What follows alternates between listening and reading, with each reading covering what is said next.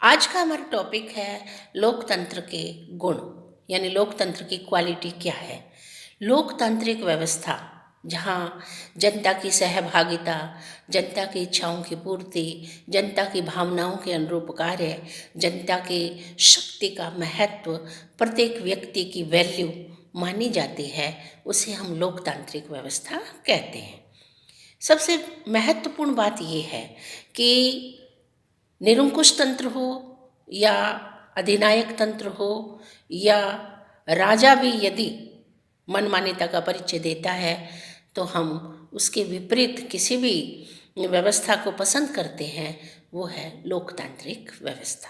भारत सबसे बड़ा लोकतांत्रिक देश है और यहाँ जन इच्छाओं के अनुरूप निश्चित समय अवधि में चुनाव करवाए जाते हैं, जहाँ जनता अपने गुप्त मतदान के माध्यम से संवैधानिक तरीकों से अपने प्रतिनिधियों का चुनाव करती है।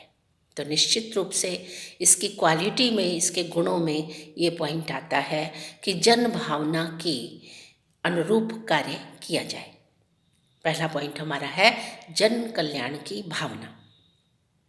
जो राजनीतिक दल चुनावों का सह संचालन करके सत्ता प्राप्त करते हैं और सत्ता को क्रियान्वित करते हैं, वो जनता के प्रति अपने उत्तरदायित्व को निभाते हैं और सबसे महत्वपूर्ण पहलू में ये रखा जाता है जनता की इच्छाएं क्या है, जनता की भावनाएं क्या है, जनता क्या चाहती है। क्योंकि जनमत ने हमें शक्ति दी और शक्ति से सत्ता प्राप्त हुई। अब सत्ता को वैधता के आधार पर, औचित्यता के आधार पर, प्रासंगिकता के आधार पर उत्तरदायित्व का निर्वहन करना है, तो जन कल्याण की भावनाओं से ओतप्रोत होकर इसमें कार्य किया जाता है। दूसरा पहलू आता है कार्यकुशल प्रशासन या कुशल प्रशासन, कुशल नेतृत्व। जनता ने जिसे शक्ति दी उसे बहुमत प्राप्त हो जाता है, वह राजनीतिक दल अपने नेतृत्व का निर्माण करता है। यानी बहुमत प्राप्त राजनीतिक दल के द्वारा अपने नेतृत्व का चुनाव किया जाता है। नेतृत्व योग्य हो, अनुभवी हो, प्रसिद्धि वाला हो, सबको साथ में लेकर चलने वाला हो, धैर्यवान हो, सबको सबका परामर्श लेते हुए निर्णायक भूमिका अदा करने वाला हो, लोकप्रियता उसमें हो, क्योंकि उसके टारगेट में, उसके कार्यक्रम में, उसके नेतृत्व में कुशलता तभी मानी जाती है जब कोई भी समस्या है और उस समस्या का समाधान उसके अकॉर्डिंग कर दिया जाए। तो जनता यही चाहती है कि आंतरिक अव्यवस्था से छुटकारा मिले और बाह्य आक्रमणों से सुरक्षा मिले और जो नीड या निजी आवश्यकताएं हैं उसकी पूर्ति सरकार के माध्यम से की जाए। तो ये हुआ हमारा कुशल प्रशासन की बात या कुशल नेतृत्व की बात कि लोकतांत्रिक व्यवस्था की ये क्वालिटी है कि इसमें कार्यकुशल प्रशासन पाया जाता है। फिर बात आती है कि सार्वजनिक शिक्षण। लोकतंत्र में ये खूबी है कि लोगों को राजनैतिक शिक्षा इसमें प्राप्त हो जाती है, राजनैतिक चेतना इसमें जागृत हो जाती है। वो कैसे? उसका मुख्य कारण है समय समय पर होने वाले चुनाव, वो केंद्र स्तर के हों, राज्य स्तर के हों, जिला स्तर के हों, स्थानीय स्तर के हों, पंचायत स्तर के हों, जहाँ हर लेवल पर, हर स्तर पर जनता द्वारा चुना हुआ प्रतिनिधि अपना दायित्व का निर्वहन करने वाला बनता है, तो निश्चित रूप से हर गतिविधि की जानकारी नागरिकों को हो जाती है, जनता को हो जाती है। उन्हें कन्विंस किया जाता है, प्रचार किया जाता है, प्रसार किया जाता है, अपने फेवर में लेने के लिए आश्वासन, वायदे भी किए जाते हैं और इलेक्शन जीतने के बाद उनकी पूर्ति भी की जाती है और पूर्ति करवाने के लिए दबाव भी डाला जाता है। तो हम इसमें बताना चाह रहे थे सार्वजनिक शिक्षण का कार्य भी लोकतांत्रिक व्यवस्था में हो जाता है। फिर है मनोविज्ञान के अनुकूल। ये एक ऐसा पहलू है मनोविज्ञान। मनोविज्ञान एक सब्जेक्ट है जो मानव की मन स्थिति से संबंधित है, मनोवेग से संबंधित है, मन की उत्तेजनाओं से संबंधित है, मन की भावनाओं से संबंधित है। और व्यक्ति जो मन में अपने विचार रखता है, व्यवहार में, यथार्थ में उसे ही वह व्यवहारिक रूप देता है। तो मनोविज्ञान के अनुकूल प्रत्येक राजनीतिक दल को नागरिकों के मनोविज्ञान के अनुकूल काम करना पड़ता है, करना चाहिए भी। और लोकतांत्रिक व्यवस्था में तो हम अपनी बात को कहने का अधिकार रखते हैं, सामने वाले को हमारा प्रश्न सुनना पड़ता है, उसका प्रत्युत्तर देना पड़ता है, जो भी रिस्पॉन्सिबल है। तो लोकतांत्रिक व्यवस्था का ये गुण माना गया कि ये मनोविज्ञान के अनुकूल है। यानी इसमें डिक्टेटरशिप नहीं हो सकती कि आई एम द स्टेट, मैंने जो कह दिया वो आपको मानना पड़ेगा, नहीं माना तो आपको दंडित किया जाएगा, ऐसा नहीं है। जो आदेश हैं उसमें सहमति, स्वीकृति, विचार विमर्श, बातचीत, मेल मिलाप, सामंजस्य, सहयोग, एक दूसरे के पूरक, एक दूसरे के प्रति उत्तरदायित्व की भावना, ये सब बातें मनोविज्ञान के अनुकूल की जाती हैं। जनता का नैतिक उत्थान। नीति शास्त्र नैतिकता सिखलाता है। नीति शास्त्र में हम ये पढ़ते हैं क्या उचित है, क्या अनुचित है।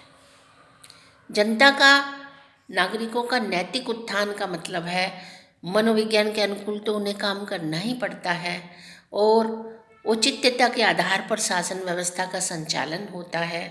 और जो भी व्यक्ति के आवश्यकताएं हैं, व्यक्तिगत स्तर पर, सार्वजनिक स्तर पर, सामाजिक स्तर पर, उन सब के औचित्यता के आधार पर नियमों का निर्माण किया जाता है।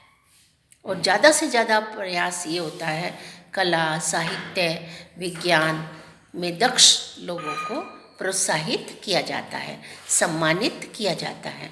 तो इससे व्यक्ति के व्यक्तित्व में विकास में सहायक है लोकतांत्रिक व्यवस्था।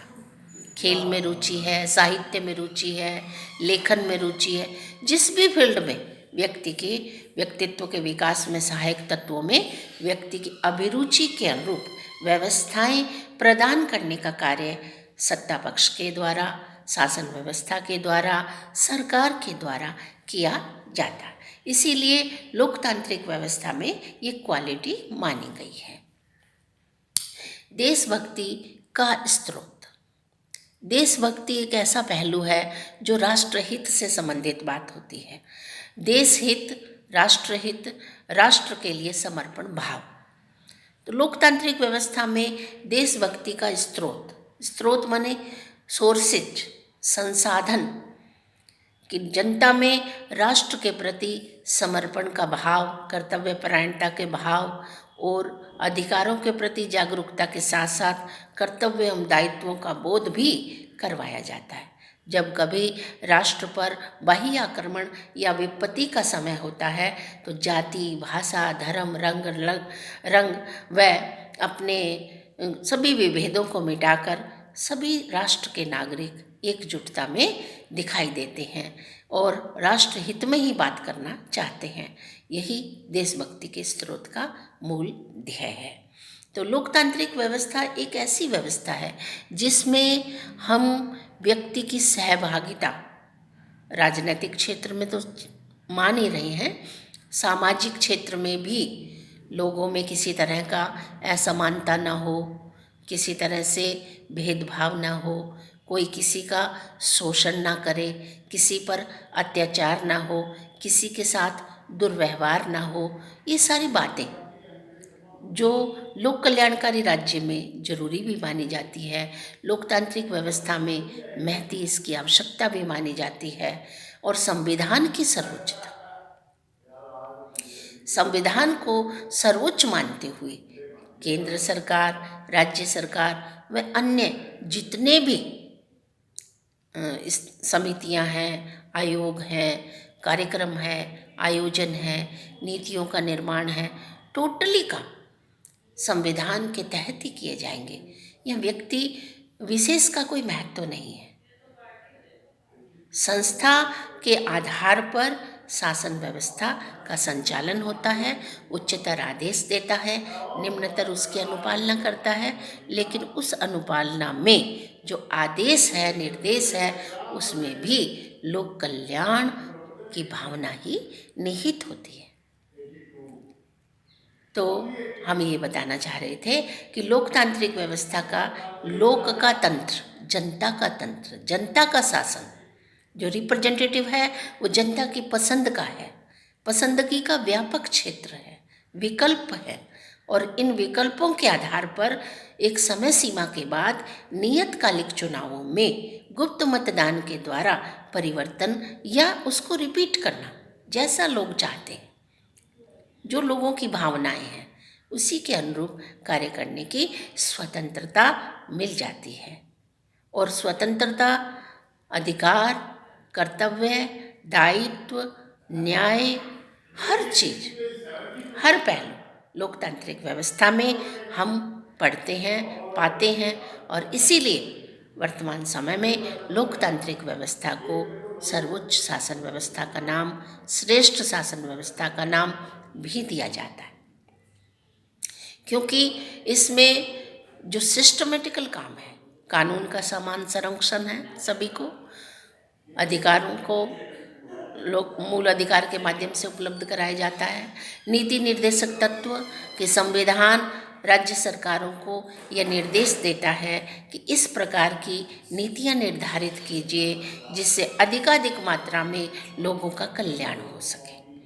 तो हम किसी भी पहलू से यदि अध्ययन करना चाहें तो हम ये पाते हैं कि ये व्यवस्था अच्छी व्यवस्था मानी जाती है, कुशल नेतृत्व माना जाता है, कुशल दायित्व माने जाते हैं, और जनता के प्रति उत्तरदायित्व की भावना का निर्वहन होता है।